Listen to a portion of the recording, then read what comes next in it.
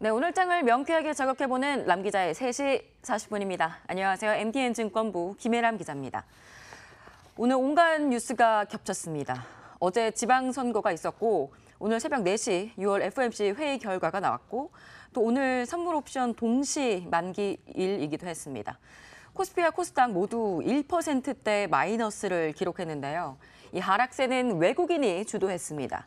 FOMC가 예상보다 더 매파적인 결과를 내놨고 오늘 밤 ECB도 양적 완화 축소에 대한 암시를 주지 않겠느냐는 우려로 신흥국에서 자금이 빠져나갈 요인이 생겼기 때문입니다. 또 지방선거에서 여당이 압승을 했죠.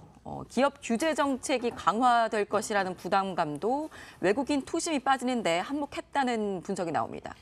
먼저 FOMC 결과부터 좀 살펴볼게요. 미국 연준은 시장 예상대로 정책 금리를 1.75에서 2%로 인상했습니다. 그런데 특히 여기서 주목할 점은 매파적인 스탠스가 강화됐다는 점입니다. 2020년까지 금리 타겟은 같은데요. 올해 금리 인상을 또 4회로 높였습니다. 먼저 올리고 나중에 상황을 좀 살펴보겠다는 건데 조삼모사격이긴 하지만 단기에 더 집중하는 주식 투자자들의 입장에서는 반갑지만은 않은 소식입니다. 기준금리를 올린 근본적인 이유는 미국 경기와 물가에 대한 자신감이 강해졌기 때문인데요. 연준은 미국 실업률과 GDP 더 개선될 것으로 봤고 물가도 상향 조정했습니다. 다만 무역 전쟁 가능성을 배제한 상태에서 이번 결과가 만들어졌다라고 언급을 했습니다. 아직 미국 경기가 훼손되지 않은 상태입니다. 무역 갈등이 심화가 되고 있는데도요. 하지만 앞으로 글로벌 무역 전쟁 양상 어떻게 되는지는 좀 살펴보면서 금리가 어떻게 될지 봐야겠습니다.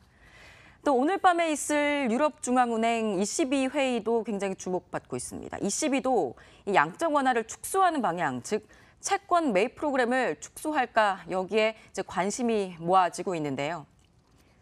네, 시장은 어떤 식으로든 영향을 좀 받지 않게 될까 이런 예상치가 나옵니다. ECB는 지난 2015년 유럽 재정 위기 이후에 매월 60억 유로 국채를 매입해서 유동성을 시장에 공급하는 양적 완화 정책을 시작했습니다. 그러다가 지난해 10월에 채권 매입 규모를 기존 월 600유로에서 월 300유로로 줄이는 대신 매입 기간을 당초 지난해 말까지 하겠다고 한 것을 올해 9월까지로 9개월 연장을 했습니다. EU 경기가 그 당시에 회복세를 띠긴 했지만 물가 상승률이 목표치인 2%를 밑돌면서 불확실성이 있었기 때문에 이러한 결정을 했었던 건데요. 이런 결정을 했었던 지난해 유로존은 10년 만에 최고 성장세라는 호시절을 누리고 있었습니다. 하지만 지금은 그렇게 자신 있는 상황이 아닙니다. 무역 전쟁 우려부터 유로존의 성장 둔화, 게다가 유로존 3위 경제국인 이탈리아의 포퓰리스트 연정 집권 문제까지 겹겹이 현재 악재가 있는 상황이죠. ECB가 초저금리 수준인 현행 기준금리를 언제 올리기 시작할지 이것도 좀 관건입니다. ECB의 기준금리인 레피금리는 현재 0%고 시중은행이 중앙은행에 하루 동안 돈을 맡길 때 적용되는 예금리는 마이너스 0.4%입니다. 이번 통화정책 이후에 ECB가 양적 완화 프로그램을 기존 9월에서 최소 올해 연말까지는 그래도 이어갈 것이다. 이런 전망이 우세한데요. 또 금리에 대해서도 EU가 미국과 이 장단기 금리 스프레드가 확대가 되면 아무래도 수출에 부담이 생기는 만큼 적어도 당장 내일은 아니라고 할지라도 근시일 내에 어떤 암시라도 있을 것이다. 이런 전망들이 나옵니다. 혹시 ECB가 FOMC와 궤를 같이 하면서 여타 중앙은행들이 긴축 사이드로 접어들지 여부가 내일 아침이면 어느 정도 밝혀지게 될 겁니다. 우리 시장에는 어떤 영향을 미칠까요? 증권가에서는 FOMC가 일단은 2020년까지 8번의 금리 인상을 할 것이다라는 예상치를 시장에 준 것만큼은 다행이라고 보고 있습니다. 하지만 미국에 이어서 유럽까지 혹시 이런 선진시장 모두에서 금리를 올리게 된다면 신흥시장 중에서도 우리나라는 그래도 선방을 하고 있었죠. 선방을 하고 있었던 우리나라에도 영향이 있을 것이라는 분석입니다.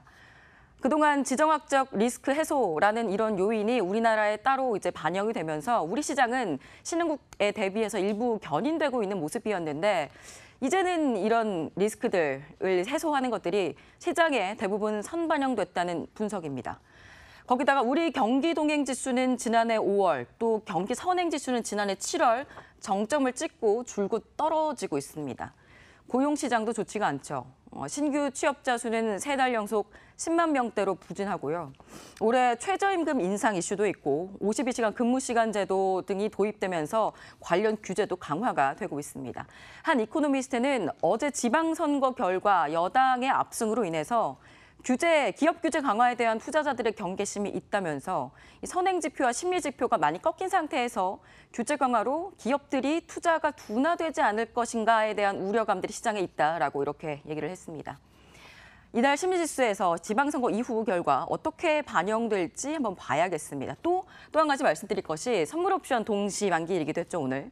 2분기 동안 사실 선물과 현물 시장에서 외국인 매도 물량이 굉장히 많았습니다. 이 때문에 원래는 오늘 매수 차익 물량이 들어올 거라는 전망들이 우세를 했는데 FOMC 결과 이런 영향 등으로 지수가 많이 눌렸습니다. 이렇게 지수가 많이 눌리니까 매도 물량을 그대로 두면서 오늘 외국인들 숏 커버링하지 않는 모습을 보였습니다. 네, 하지만 그래도 내일 장에서 수익을 볼 수 있는 핫플레이어 찾아봐야겠죠?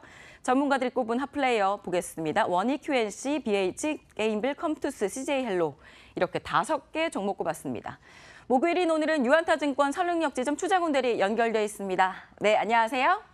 네, 안녕하세요. 추장훈 대리입니다. 네, 오늘 컴투스 꼽은 이유는요? 네, 컴투스는 현재 차기 제작 게임인 스카이랜더스에 대한 흥행 기대감이 굉장히 높습니다. 오늘부터 글로벌 CBT가 진행되어서 금일 차익 실현 매물이 나왔지만 8월에 정식 출시 예정이라 이번 조정이 매수 기회라 생각됩니다. 원작인 스카이랜더스 IP의 글로벌 인지도와 대중성 및 전략성을 겸비한 게임 구성 때문에 서머너즈 워보다 더 많은 유저를 확보할 수 있을 것이라 보여집니다. 게임 업종 내에서 컴투스는 저평가를 받았는데 이는 서머너즈 워 원게임에 대한 의존도가 그동안 높았기 때문이라 생각됩니다. 근데 이번 하반기의 대작 게임에 대한 기대감으로 업종 퍼 수준 17배 수준에 비해 못 봤기 때문에 충분히 밸류에이션 리레이팅을 기대할 수 있다고 봅니다. 목표가는 24만 원, 손절가는 16만 5천 원, 매수가는 17만 원에서 18만 원 사이로 제시드리겠습니다. 네, 오늘 말씀 감사합니다. 네, 감사합니다. 네, 컴투스 여러분 집중해서 보시기 바랍니다. 네, 이번에는 개장 전에 알았으면 좋았을걸 시간입니다. 오늘 밤 22 통화정책회의 열립니다. 아까 열심히 말씀드렸으니까 꼭 내일 아침에 확인해 보시기 바랍니다. 또 오늘 밤에도 러시아 월드컵 개막식이 열립니다. 내일은 3조 3천억 원에 달하는 5세대 이동통신 주파수 경매도 열립니다. 네, 지금까지 남 기자의 속 시원한 3시 40분이었습니다.